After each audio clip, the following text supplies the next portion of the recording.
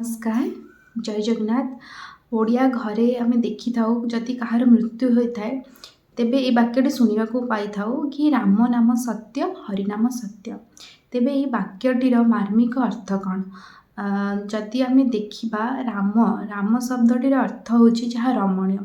तेबे विश्व जे प्रकृति को भल पाए जो मनीष प्रकृति को पूजा करे तापाई ये विश्वर सबुठ सुंदर जिनस हूँ चंद्र और चंद्र आमको साधारणतः राति देखा जाए एवं रातिर तुलना मनीष जीवन मृत्यु सहित कराई थाए।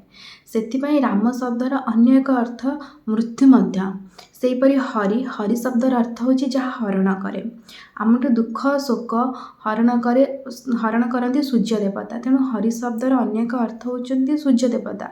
सूर्य देवता आमको आलोक प्रदान कर हरि शब्दर अन्य एक अर्थ हूँ जन्म बा जन्म होगा द्वारा आम नूतन आलोक देखुं। तेणु हरि शब्दर अन्य एक अर्थ हूँ जन्म एवं नाम जो शब्दटी यार मौलिक अर्थ हूँ शब्द एवं सत्य शब्दर अर्थ हूँ वास्तव।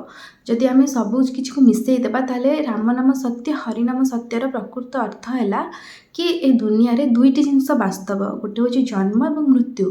जेहेतु जनकर मृत्यु होती तेणु तांको सांत्वना देवाई प्रथम कह मृत्यु ही सत्य तुम से सत्य बा वास्तव को स्वीकार कर एवं जदि तुम परिवार कहीं जड़े मरी तेज पूरण करने कहीं ना कहीं ए परिवार जन्मग्रहण करेंगे।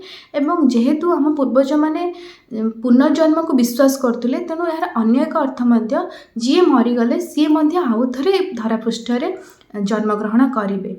तेणु राम नाम सत्य और हरिनाम सत्यर वास्तविक अर्थ हूँ जन्म मृत्यु सत्य और ये गोटे सांत्वनामूलक वाक्य होती कहार मृत्यु वाक्यटी को कहुए। धन्यवाद।